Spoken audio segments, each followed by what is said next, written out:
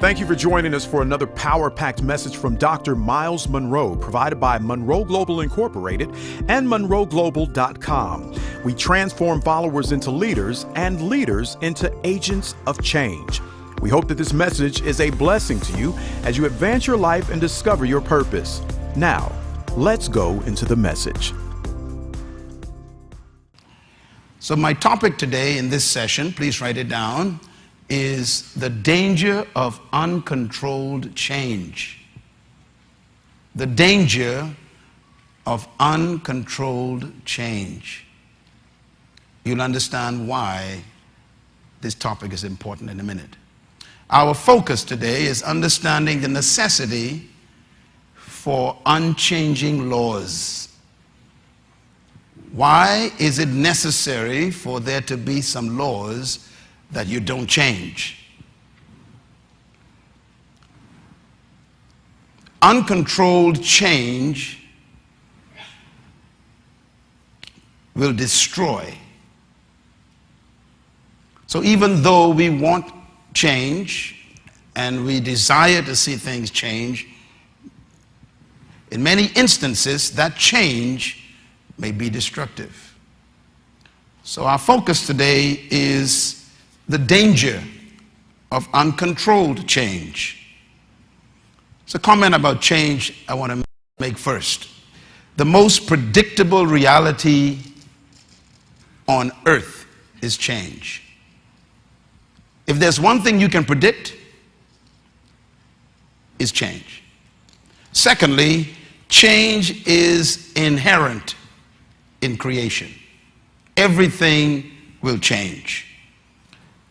God created everything to experience change naturally. Every plant, every animal, the weather, the seasons, your body, your relationships, everything will change naturally.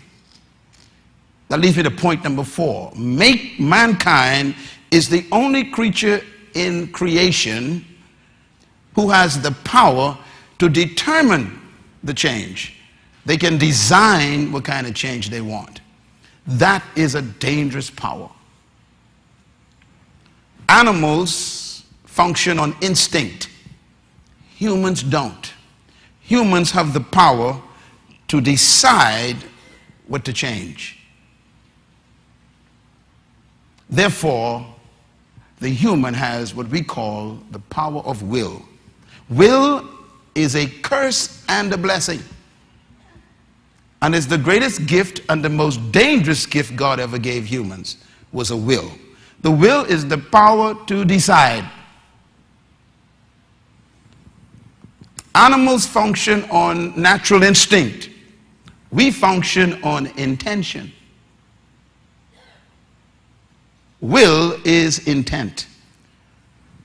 Therefore, the result of this is that God has placed the power of the will in the hands of man, and that means that the future of the world is in the hands of mankind.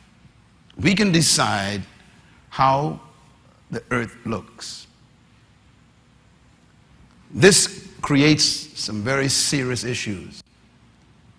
We can decide what nations will look like, what communities will look like, what culture will look like. We can decide what is normal and what is not normal. We can determine what is right and what is wrong, what is good and what is bad. All that power is in your hand.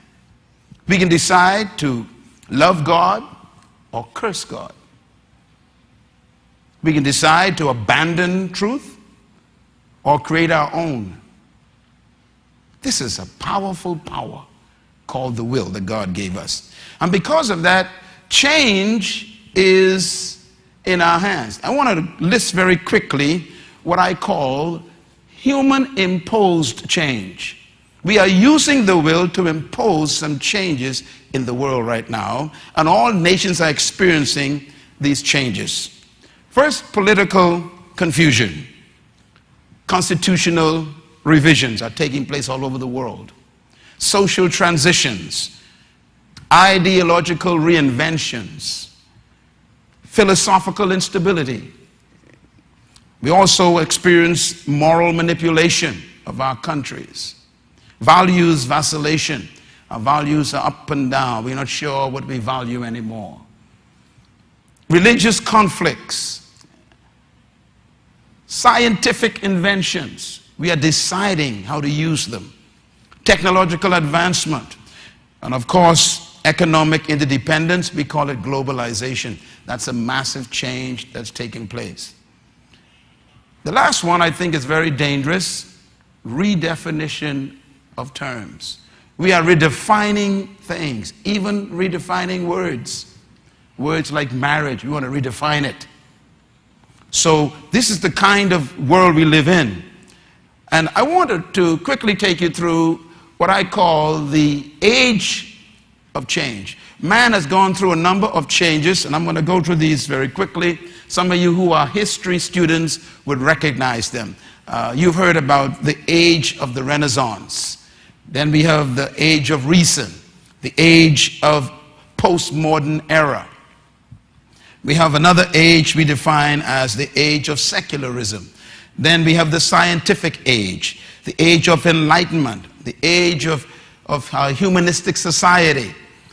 And then we have a recent one that just came along called the age of the new normal, whatever that means. And then we have what I am going to define the age we live in right now, and it's the big one. We live in the age of experimentation. We are experimenting with everything. We are tampering with economic formulas. We are experimenting with relationships. We are experimenting with politics. We are experimenting with education. We are experimenting with all kinds of different cultural entities. We are not sure what we want. This is a dangerous period right now we live in. Experimentation. What's the result of unchecked change? I'm going to give you a reality check real quick. We are witnessing changes in, first of all, the collapse of governments, the rise of people power, international and domestic terrorism. States of countries are failing. Global economic crisis affect everybody. Massive unemployment is everywhere. And of course, we have the fall and disgrace of top leaders in every area, whether it's politics or business or priests or bishops or corporate executives. There seems to be no trust in leadership anymore. Then there is a change in the moral compass of our world. Things that we used to consider immoral are now becoming acceptable. Another problem we are seeing is the collapse of sovereignty, where countries are no longer sovereign because they are controlled by entities like the World Bank or the International Monetary Fund or the United Nations are imposing on countries restrictions and criteria and conditions in order for them to participate in the global scheme of things. This means that sovereignty has been basically dissolved. And this is why I say we have a collapse of sovereignty. Now, all of these are changes we're living in. And I want you to really listen to me carefully, because if you're not aware of this, you're going to be swallowed up by this and become a victim of it. Let's take then a quick look at the results of these changes. First, distrust of authority. People don't trust leaders anymore. Then we have liberalism creeping in, lawlessness, permissiveness, compromise, immorality, re-engineering of morals, culture of death taking over the countries, culture of violence, devaluation of human life, generational disillusionment, and sexual and social confusion. These are the results of the changes that we are dealing with in the world.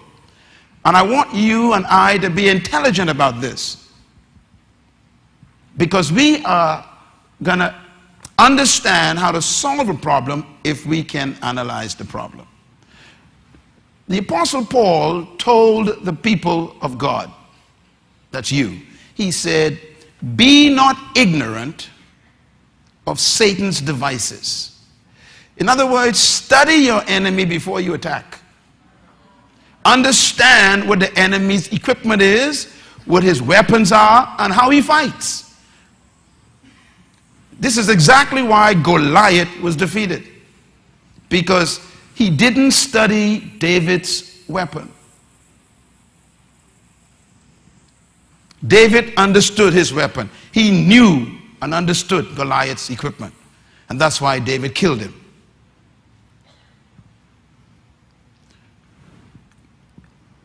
We have to understand what's happening in order for us to know what to do.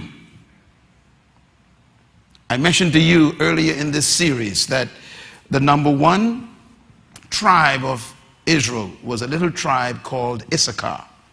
Issachar is a tribe you don't hear much about in the talk when you talk about the tribes of Israel.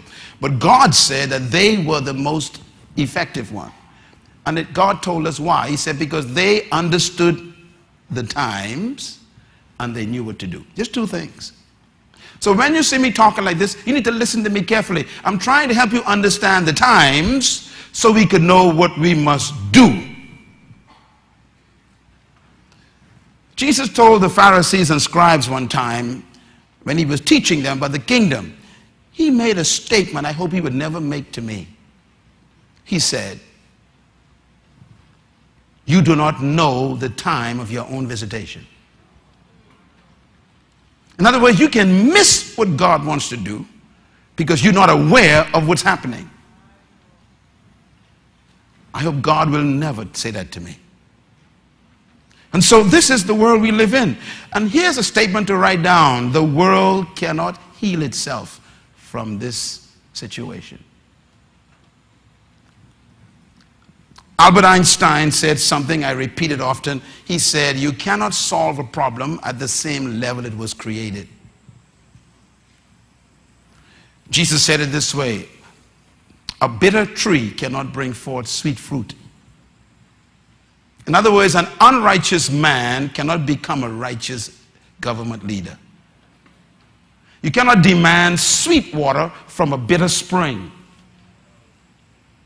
Which means that if man created the problems, man cannot solve them. Are you with me?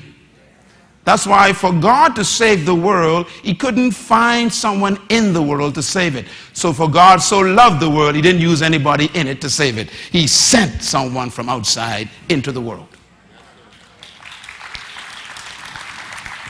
So the sign that Jesus is not from earth is a sign that we cannot save ourselves. That leads me to point number 2. Doing nothing is not an option. The world is crumbling. Nations are imploding. Social structures are collapsing. And the issue is we cannot just watch it happen because we are in it. That leads you to point number 3. Write this down. Whatever you allow, you can never criticize.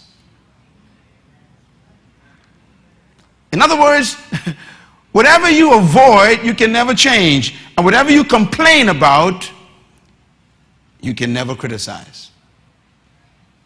And this is why point number 5 is important. You must become the answer to your own prayer for change in the world.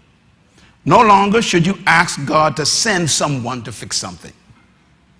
This is the time in life where God is saying, you fix it. You do something about it. You take action because you are responsible for this era. And this is why God is telling us, I want you to transform your society by you taking leadership with kingdom influence. What a heavy burden I feel in my spirit right now. You see, whatever you permit, you are responsible for.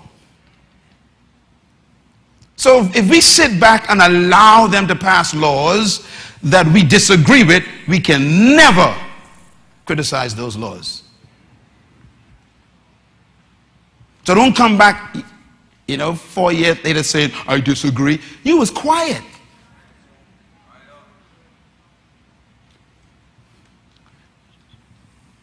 Jesus said you go to the rooftops and you shout out the truth. You are not responsible for people's response, but you are responsible for declaration of truth. That'll be the point number 7. Write it down. You can let things happen or you can make them happen.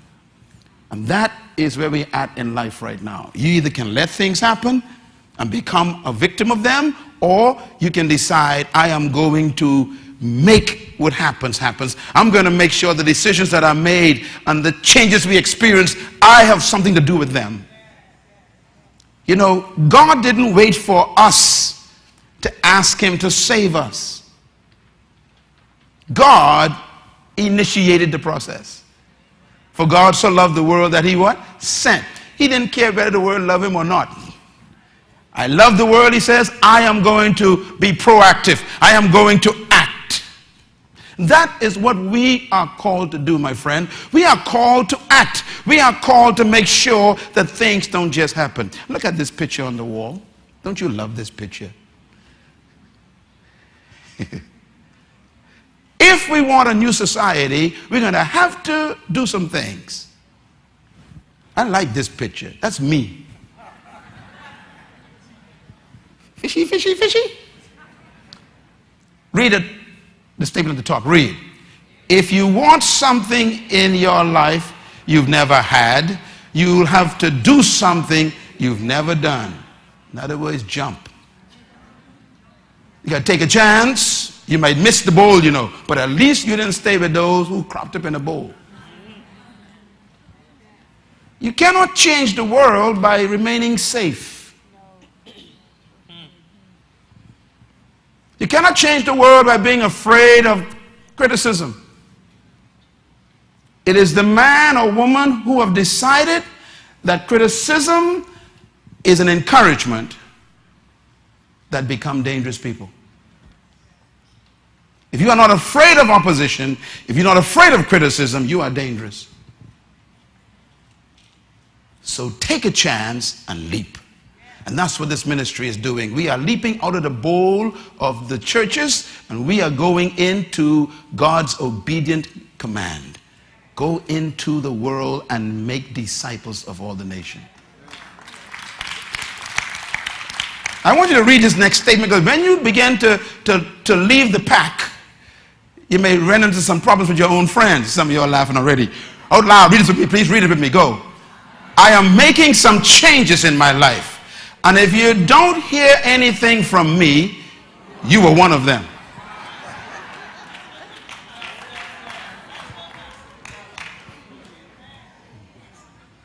There are some people you got to leave in the old bowl. Give God a hand for change. If you're going to make change, you got to change your life, change your relationships, and change your position in order for you to make an impact in the world. I want you to make a statement and write this down, please. Our present age, therefore, is what I call what?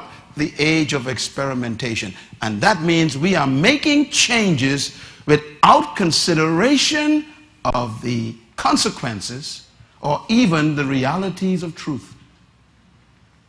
We are experimenting. Recently in America, when the Supreme Court was asked a few weeks ago to deliberate on the issue of same-sex marriage, the Supreme Court justices had to deal with that, and for about a week they were debating it. And one of them said something interesting. I heard him say this. He said, we should not be delving into things we don't understand yet. And then he said, for example, we don't know the consequences of a child being brought up in a home with two men or two women as husband and wife. He said, we don't even know the impact psychologically on the child. What he's saying is, we are experimenting with even children's lives. It is a shame to make something a law that you don't even know the results of. And that's why I think it is unfair for people to make demands in society for things to be legalized that they themselves haven't studied, and they expect you to sanction it as an experiment. That's the age we're living in, an age of experimentation. I look at this sign. This is the way man is. This sign describes man right now, the humans. Look at those signs. Read those words out loud. Lost, confused, unsure, unclear, perplexed, disoriented, bewildered. That's humans. In other words, our problem is found in the book of Deuteronomy 28. Now, I want to tell you this verse. You never saw this verse before because you always quote the other verses. All of you love to quote Deuteronomy 28. You shall be blessed in the city, blessed in the field, blessed coming out, blessed coming in. You'll be blessed in the barn and blessed in your womb. Your enemies shall be scattered 7 ways. You love that verse. But the verse ends with this statement. But if you walk away from my laws, the Lord says, I will afflict you with what? Now, he ain't saying I can give you no sickness, you know. I can make you mad. That means you're crazy. I'll treat you with what? With madness, blindness, and confusion. God actually sees them worse than cancer.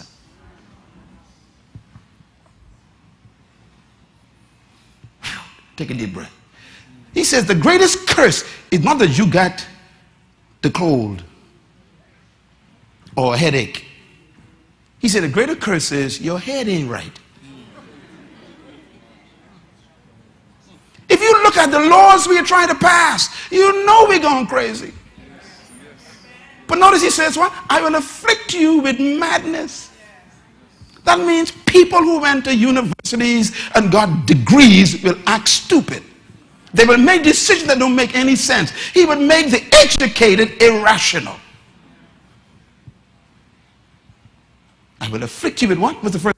Madness. In other words, the next time you meet somebody who is suggesting some changes that are not, wholesome for society, just tell them you are mad. And you got a legal right to say it. Now notice what God says. If you walk away from my laws. In other words, anything, anyone, any proposal, any prospect, any reformation, any reform that is against the laws of God is a sign of a society that's going mad.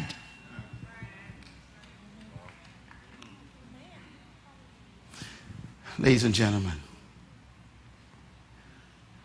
the next word God uses is what? Blindness. Blindness means that even though you see the truth, you can't see it anymore.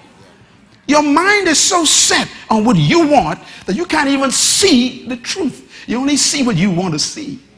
That's blindness. I know this is wrong, but it feels good to me and I want it. That's blindness. It's like an alcoholic. They're famous, aren't they? I know it ain't good for me, but I like it. See, that's madness. I know my daddy died from cigarette cancer, but I like to smoke. This is madness. Blindness. Experimenting. And the last one is what? Confusion. Everybody say confusion. God said, when you walk away from my law, I will throw you into confusion. Wow. Has anybody in this room ever been confused about anything?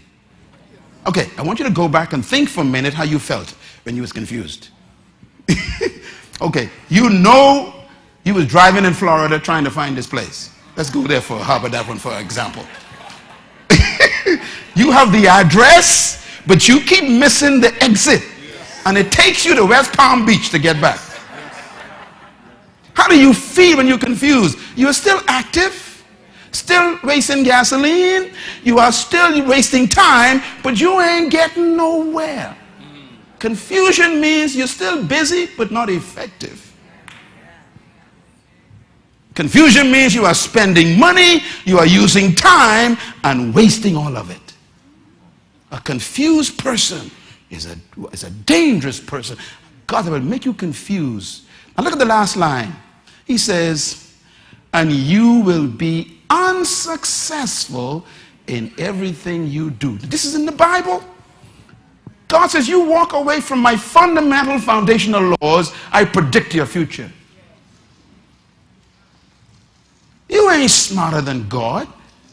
Your PhD means nothing to God's laws. You can't outgrow God's laws. You can't out-educate God's laws. God says no matter what you try, you will be unsuccessful. Some of you will never see these scriptures, eh? God said, look, if you start tampering with laws that are permanent, you're predicting your own failure.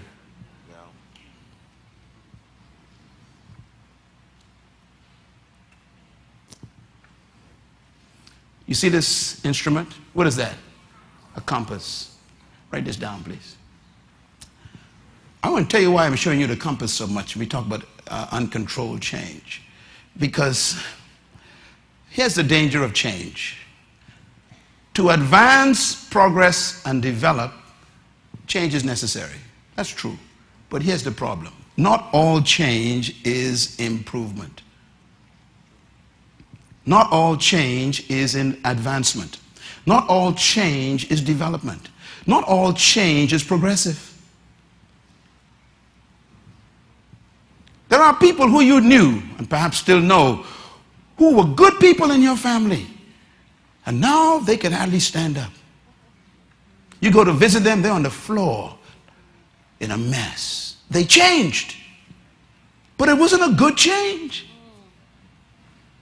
You know your sister was not an alcoholic 5 years ago. You know your brother was not a dope addict 10 years ago. And you go to visit them, they don't even know where the door is. There's a change, but is it a good change?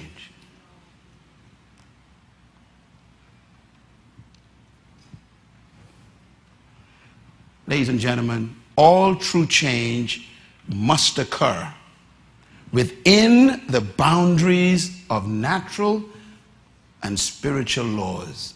That's the point. You cannot just decide, I want to see some changes. You cannot change by ignoring the boundaries established by God and the principles that are even natural in nature. You cannot just decide that your vote is more important than God's natural law. One thing I love about nature, it doesn't care about your vote.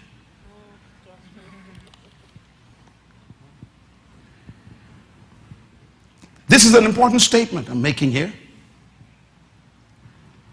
All true change must occur within boundaries. It must occur within some principles that are laid down, some laws that are being pre-established. In other words, make a note of this: change can develop or destroy. Did you know that? Anyone in this room who has a tumor or had a tumor, you just got healed, or if you know someone who had a tumor is actually good cells. Every doctor here will tell you that a tumor, including cancer, cancer tumors, these are good cells. The problem is something happened in the chromosome level of the cell that coded for the cell to multiply too fast.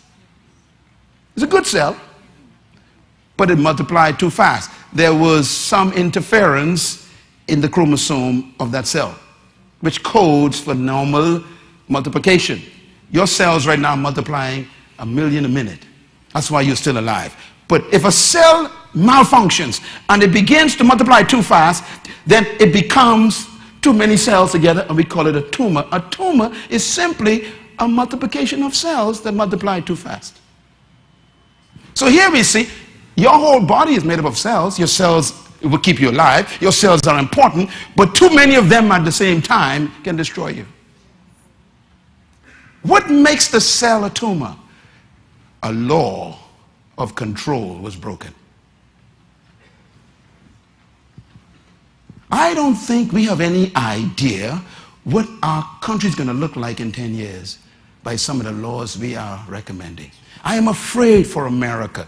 America is such a great country the last 200 years. But I'm so afraid that the laws that they are tampering with seem to be disturbing the chromosome of natural laws that can end up with tumors that are nationally destructive.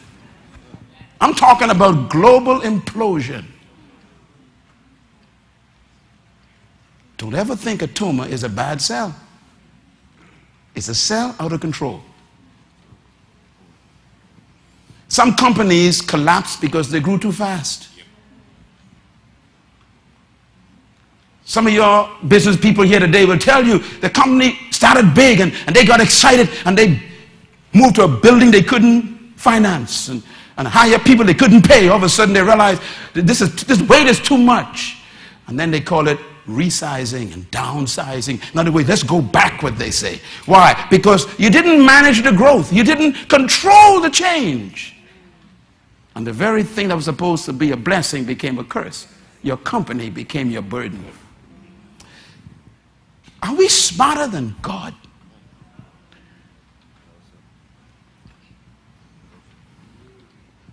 That's why God says, don't get pregnant until you're married. He knows that if this doesn't work out right, you're going to have a generation of unparented kids in gangs breaking into your homes. So he says, get married, have a kid, and you bring them up as parents. He's protecting you from a tumor. Crime is a disease created by us because we violated God's awesome re-established laws from history time. Somehow we think we are smart enough to outgrow truth. We invent our own. Write this down, please. Without change, there can be no improvement. But the problem is, not all change is improvement. I say it again. Don't just change for the sake of change. People sitting down now with their constitutions, and they decide they want to update, upgrade, revise, renew, retweak. Okay, I am sure that there are areas of all things you can tweak a little bit in life. But there's some things you shouldn't touch. For example, I want you to go home and decide, I'm going to tweak the foundation of my house. Go home and just try it. There are some things you cannot touch if you want to survive. Now, you could change the windows from blinds to hurricane shutters. House still solid. You can change the doors anytime you want. House still solid. You can even change the roof. House still solid. See, there's some things you better not touch. And this is why a few days ago we had the founding fathers of our country here. We didn't want to hear from the windows. We wanted to hear from the foundations. And that's why the first question was, why did you put the preamble there? The answer was, it is the underpinnings. That's the term he used. Underpinning means foundation. It holds the whole country together. That's what they told us it is. So when you tamper with the preamble, you're tampering with the very essence of what the Bahamas is built on. You can't improve on your foundation. You know, let me tell you what I think people are tending to do. They are attempting to buy a $2 million chandelier for the house, but move the foundation. That's how smart we are. That's the problem. We think that we can get away with an expensive chandelier and still move the foundations. Ladies and gentlemen, this is my fear. Write this down. You must choose to change you desire. Secondly, fools multiply when wise men don't say anything. Thirdly, evil men succeed when righteous men do nothing. Fourth, darkness rules when light is absent. 5, problems reign when solutions are ignored. 6, and this is the big one. Oh, you're writing this, eh? Buy the CD today. You cannot stop or avoid change. You have two options when it comes to change. One, you can be a victim of change or an agent of change. And an agent of change is the one who initiates the change they desire. But if we don't be proactive, we will become reactive, and therefore we become a victim. We will either be agents of change or victims of change. We got to decide which one we want to be in our generation. And I have decided I am going to be an agent of change. Is there anyone here on that side?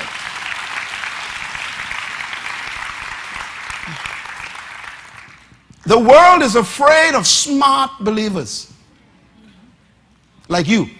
They're afraid of you. So they say to you, stay in your lane. I ain't got no lane. The whole track belongs to my daddy. Y'all clap with me before I go home. I cross lane anytime I see the lane going or the lane. They say things like, why don't the church stay out of oil, stay out of law, stay out of politics? Shut your mouth. I ain't staying out of nothing because all of it belongs to my Father. This is my country. I have to live here. Is there anybody here who believes that too? And this is why we have to be careful. Now write this down. The only way for us to regulate and control the changes we want is we have to have a plan. Planning is the key. And the ability to plan is God's gift to man to control the future. We can design and desire what kind of future we want. Planning is man's proactive response to inevitable change. We must not just sit back and let people plan our lives. Did you hear what I just said? Did you realize what I just said? There are people sitting in rooms with closed doors, sitting around tables, planning your life while you praying in tongues. That ends right here. That over. I want to go in the room. I want to hear what you're saying. And I want to be able to say, not this day, brother, not that thing there. You can't plan that in my lifetime or my children's lifetime. Everyone has an agenda. The church has one too. And when I say the church, I'm talking about the real church. In other words, God has given us a responsibility to bring change in the world.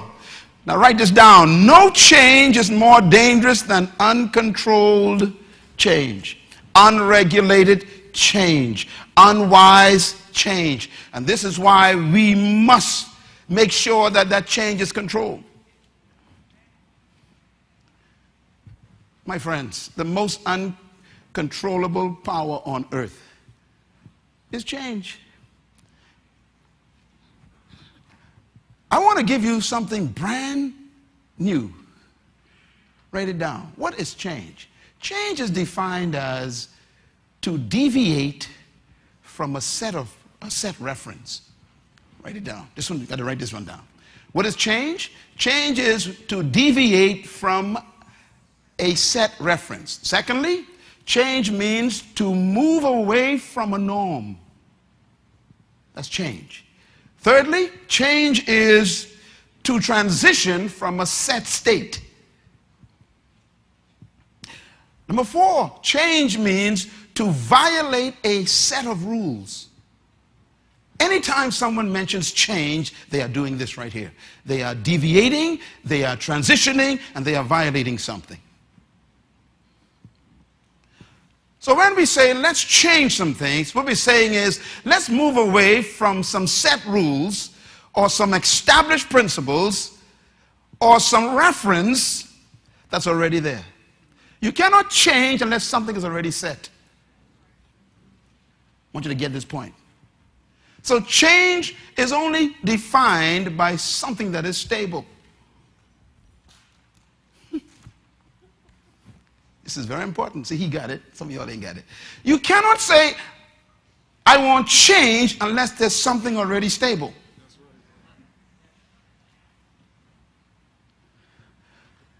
So when we talk about changes in our society, changes in our culture, changes in our future, we're talking about moving away from some things that we considered a reference, a norm, a set state, and rules we abided by.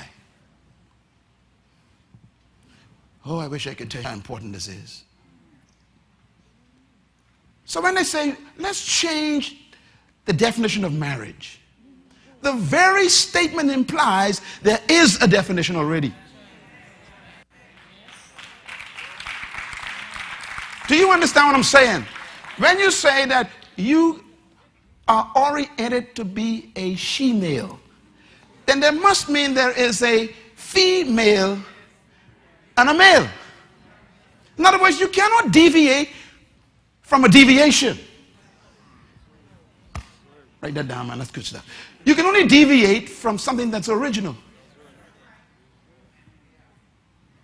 So when a person is away from the original, they are called a deviant. I think you use all kinds of terms, you know, sexual preference, you know, orientation. No, you are a deviant.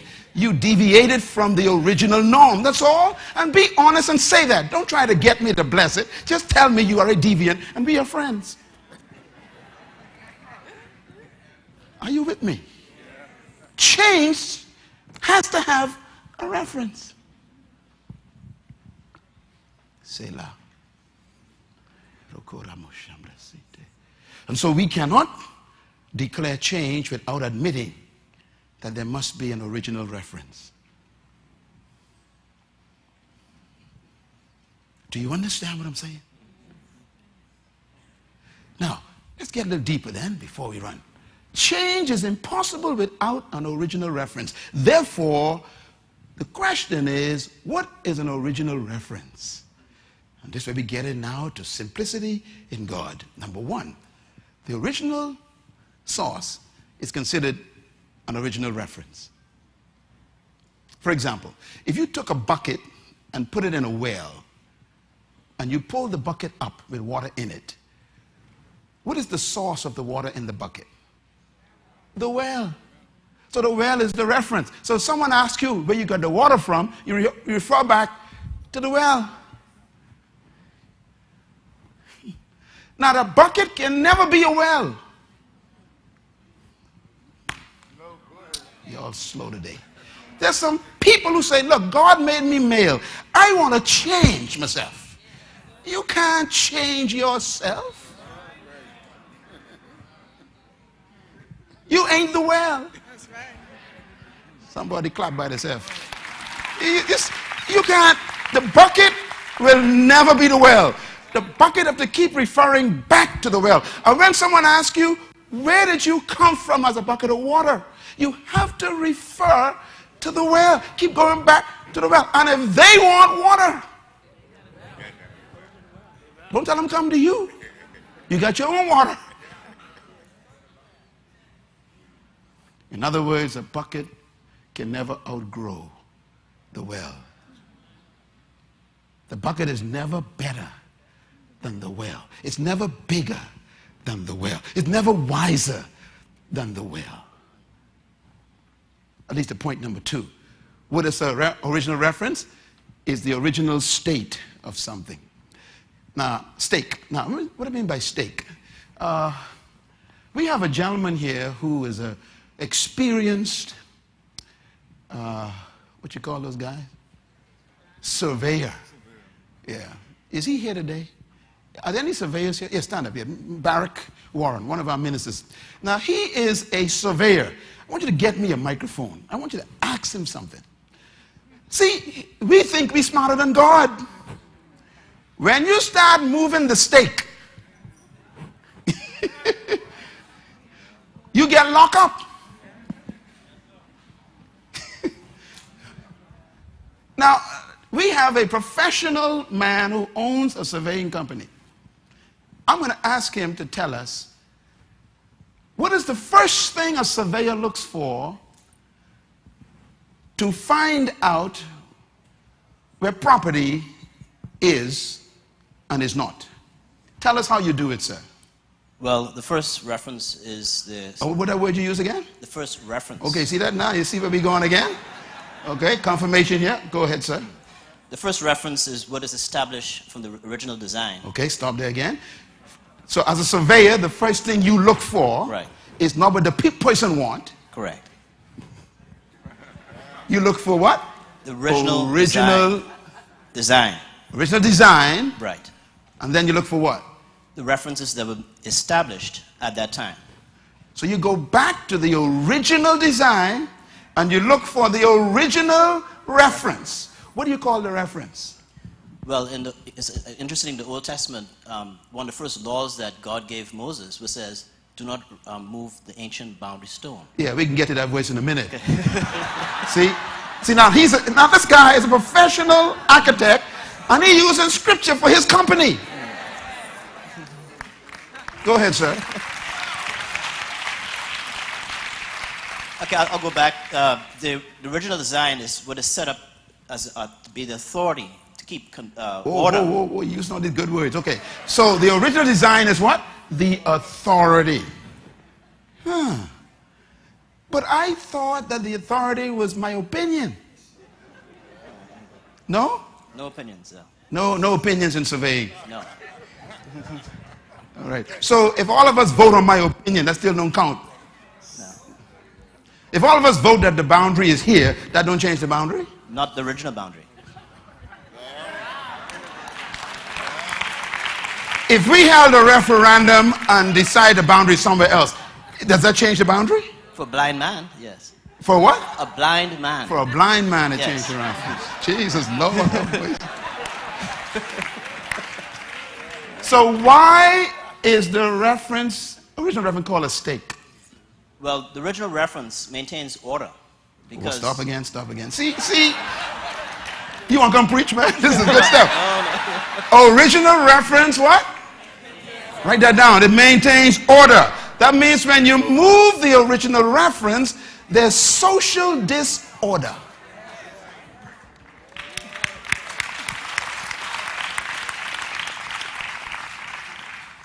Okay, it's an authority. What else is it? It's the authority for the system, and it maintains order in society. If there's an overlap, there's something called encroachment. Whoa. Okay. Write that way down for me, man. Okay, so now when boundaries overlap, if somebody overlap, it's called what? It's encroachment. Called encroachment. It means that someone is usurping the rights. Someone is usurping. Don't walk too fast. Okay, so there's some people dressed in suits in Parliament who are claiming to usurp God's authority. So the Supreme Court judges can actually move the stake. That's correct. But it's not real. It's called usurping. That's right. It's called the authority of a blind guide. That's the word you use? Well, no. I'm saying in the scripture. The scriptures call it the blind guide. Right. Yes. So what do you call that in your business? Well, in surveying, if there's confusion in boundaries, you have to always go back to the original reference. Say it again now. If there's confusion in the boundaries, right, you must always go back to the original reference. Right. You write that down, man. That's good stuff. Okay? You watch this now. You see, now what are we doing right now in our countries? We tampering with what? The boundaries say. Well, we're creating what some people desire, not knowing what the foundation is. And what we do is we create confusion according to what we think is the right way to go. And what we think doesn't cancel the original? No, what we think is contrary to the Creator. And so what we're trying to do is to create a superficial creation that we think is superior to the Creator. Superficial creation. You write that words down, man. That's good stuff. So you can have a superficial country. Correct. So you can have a superficial marriage. That's correct. Or confusion. So you can have a superficial family. That's correct. You can become a superficial person. That's correct. Man, this is heavy stuff, man. So next time you see somebody in the airport who ain't sure what they are, just tell them, you superficial.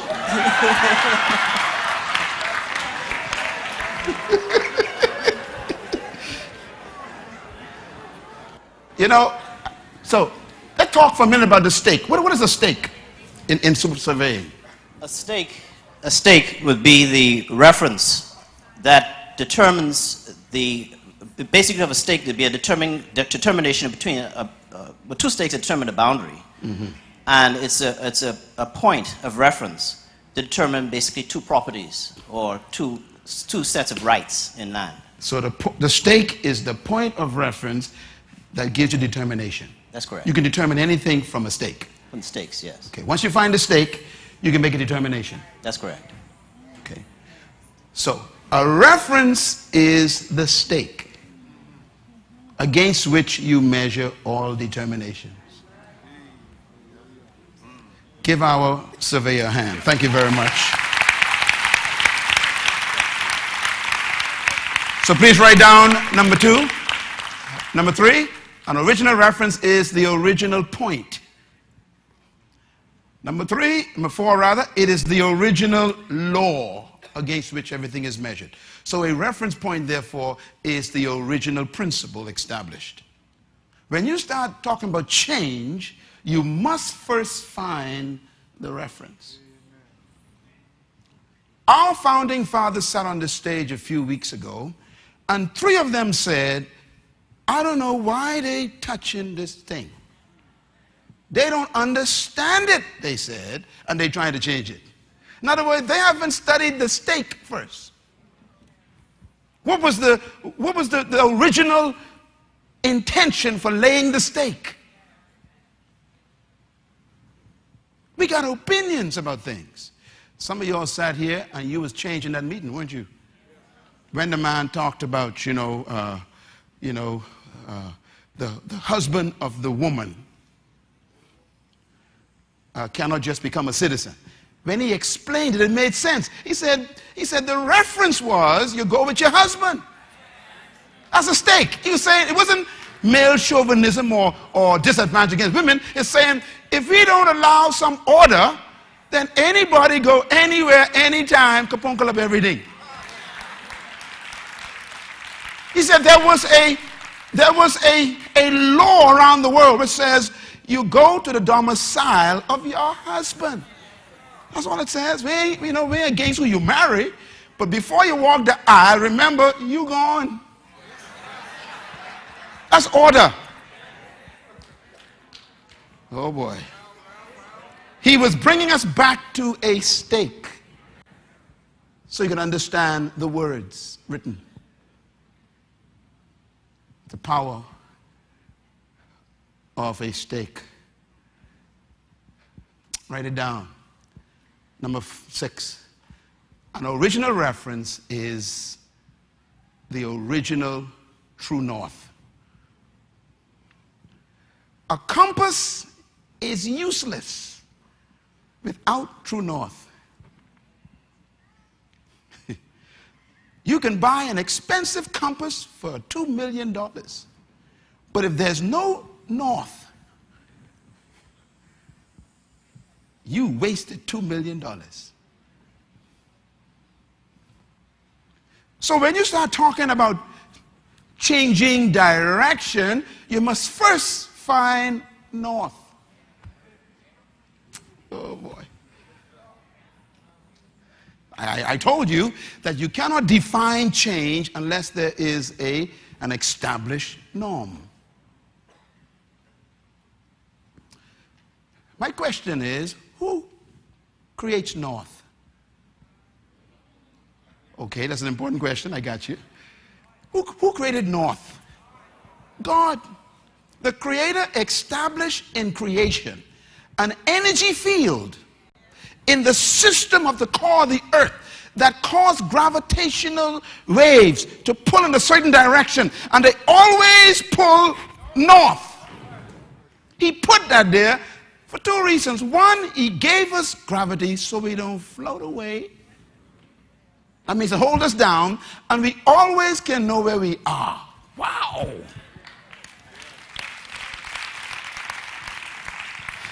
You cannot vote against gravity. You can't hold a referendum against gravity. Democracy doesn't affect gravity. If 90% of us voted against it, it'll still exist. That's the way the laws of God are. Your opinion doesn't touch it.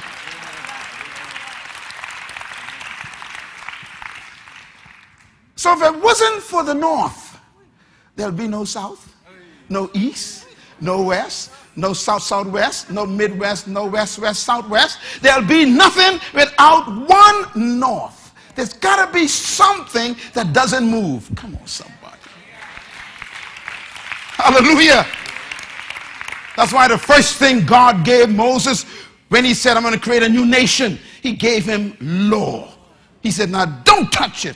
And listen to me, God was so committed to order in that nation that he told Moses, if a man commits adultery with another woman, kill him. Now let me explain this to y'all. Some of y'all say, well, Brother Myles, the Old Testament is, violent, and, God is a bloody God, love blood. No. See, you missed the whole point. The point was, this law is so important. That was the point.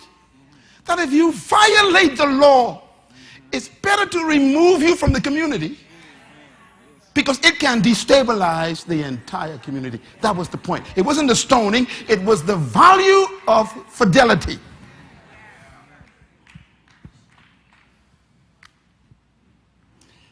Thou shalt not kill, he says.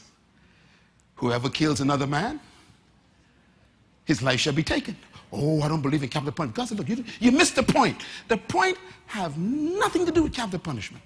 The point is the value of human life. That's why the people sitting in this building right now and watching this program, whose relative was killed, and the person who killed them is in jail. And these people still can't sleep. Because you see, 20 years in prison cannot be equal to the value of the absence of a relative forever. Yes, sir. It's not the punishment God was talking about. It was the devaluation of human value when you treat a life for 20 years. You can't compare life for 20 years. That's right. He was establishing a north. And most of the people who stand up in public, talk about these things, have no idea about Scripture. Always quoting things they don't understand. It makes me wonder. It'd be nice. And some of the people in Parliament quoting things, man, and they don't go to church. They ain't have no good pastor to teach them the understanding of those scriptures, and they quoting against God. They don't understand the principle, the law, the stake that God was establishing. God was saying, look, thou shalt not steal. That was a stake. Don't move things that ain't yours legally. That includes other people's spouse.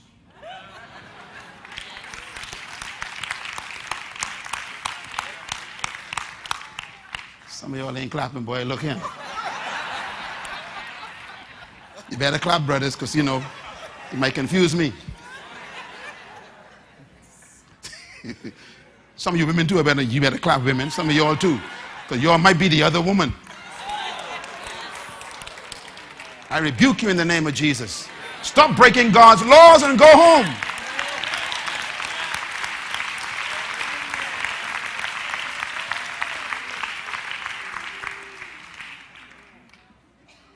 True north.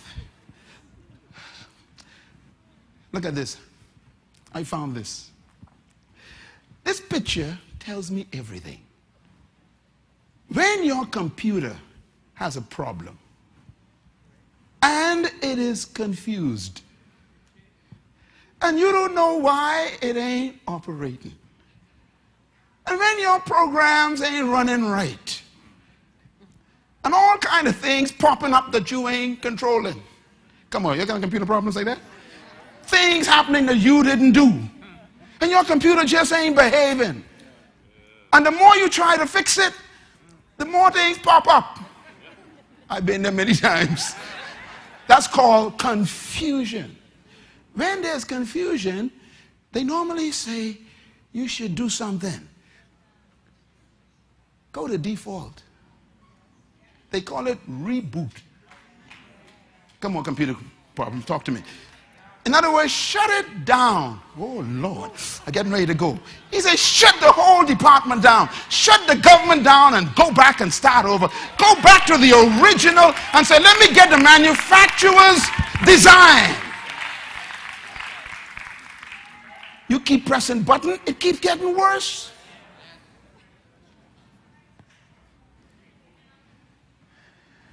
I guess my advice to the world is change backward. The secret to success in times of confusion is going back to default. It is called the manufacturer's original design. In other words, write this down, please. Default means to return to the manufacturer's state. And those of you who have computers know, and if you fix them, you know. The first thing you do is turn it off. You know what your problem is? You just wouldn't turn your life off. You think you're smarter than God. God says, stop, son, stop. This ain't working. Just stop. I don't want to hear about your positive thinking books. Don't tell me about your PhD. I don't want to hear about your social studies and your history lessons. He says, stop everything. Just stop. Your life is a mess. Just shut it down. Stop. Let's go back, he says. Let's go back. Manufacturer's state. That's what Jesus came to earth to do. He came to bring us backward. It was Jesus who said, I did not come to destroy the law,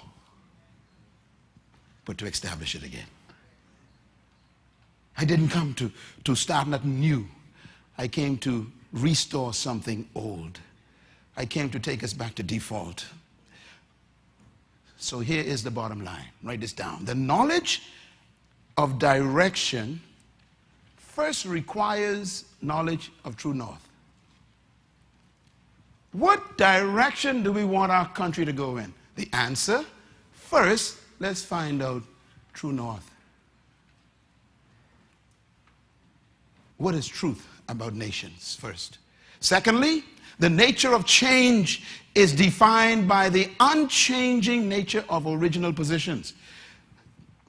We call them ancient law. And the greatest challenge is in life is establishing the source of true north. This is the big argument that we have as the country. This statement is very important. The greatest challenge in life is identifying who establishes true north. I repeat, the greatest challenge in life is you having to establish and decide who establishes true north for your life. If it's some bishops voting what true north is, then that becomes your true north. If it's a parliament or a congress or a senate voting, then they become your true north.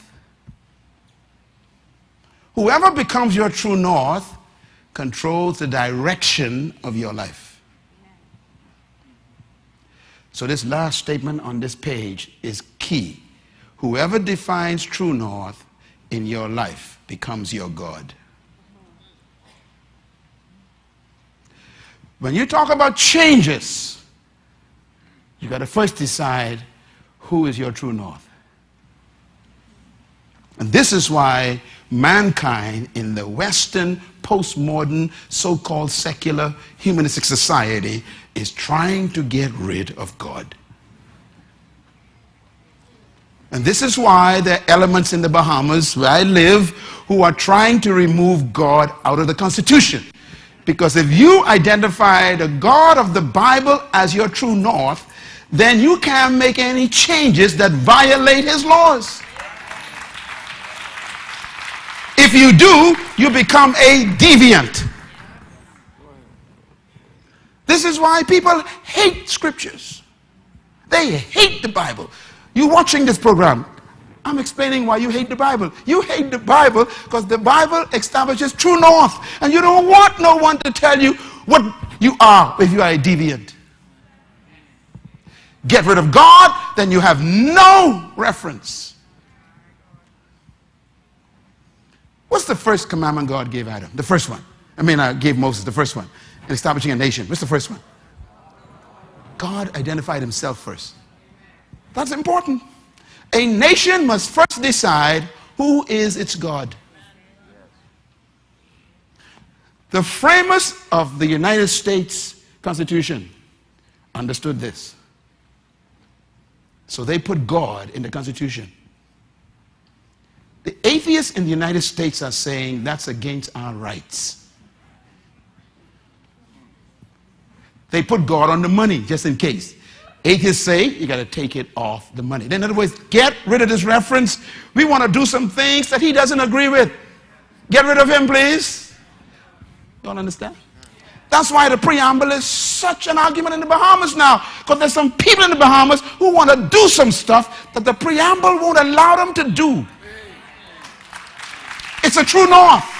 It's the underpinning. It's the foundation.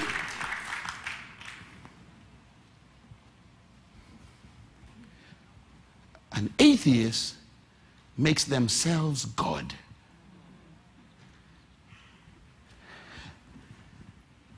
Someone said to me, an atheist stood in the courtroom in Fort Lauderdale and said to the judge, we protest Easter.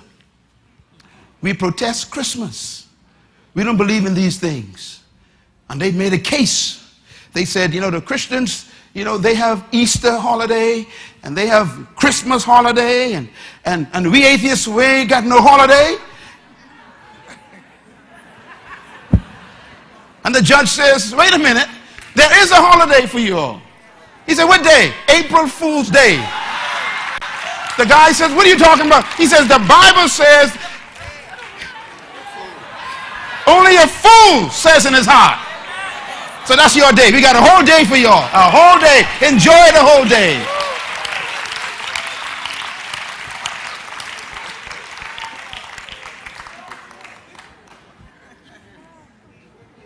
Whoever defines what? True north becomes your God. So when they start coming to you in the next election for your vote, I want you to be a different human all of a sudden, okay, from now on. I want you to ask them some tough questions. What's your belief about abortion?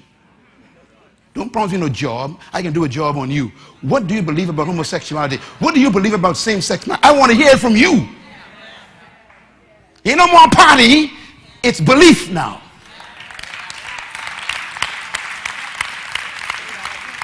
Because I can't have you in there behind that closed door voting a certain way you didn't tell me. Oh, you all sit right there. That's what they doing. I keep, Lord, please, I can say it. I have this idea. I might run in Fox Hill,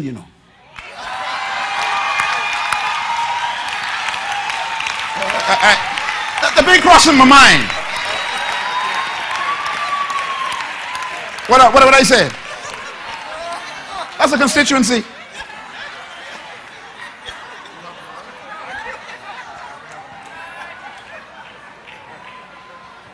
It's time for us to start asking people the right questions. Not can you find me a job? Where are you carrying us for the future? Where are you taking my children in this country? I want to hear your philosophy, your convictions, your belief system, your ideologies, your commitments.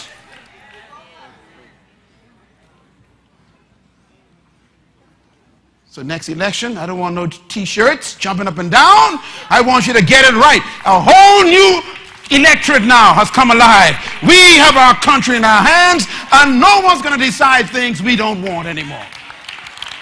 Y'all scared, man. You cannot just sit back and say, let them run the place. That's what America did.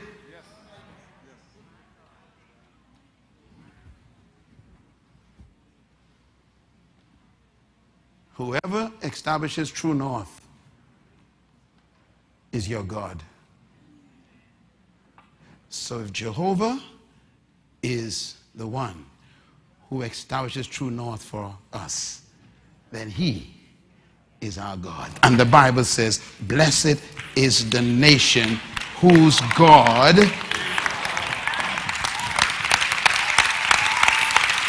Thank you once again for listening to this message, as we hope that it has been a blessing to you. Our goal is to show you new paths and opportunities so that you can discover your purpose. It is your love, support, and partnership that makes Munroe Global possible. Please visit us online at www.munroeglobal.com for more product, partnership, or to join us at one of our live events around the world.